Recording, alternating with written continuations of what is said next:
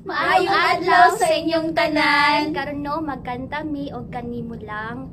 Og karon kanang ngano di ay nga importante man nga kanang atong daygon si Lord. Dahil ngano gani? Ingon siya sa Psalms 150 verse 6 nga, mintras daw na atay gininhawa. Kailangan daw nato i-worship si Lord.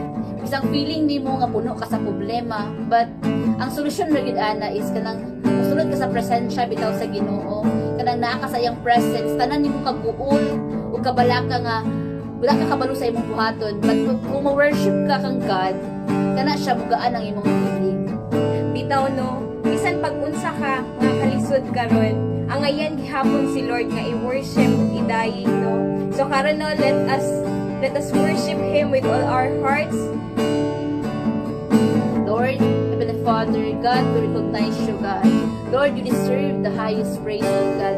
This time, Lord, among daygon ang imong ngalan, Lord God. Salamat kayo, Ginoo, sa imong kamaayo, Lord, sa mga life. Lord, salamat, we bless you, we honor you. In Jesus' name, Amen.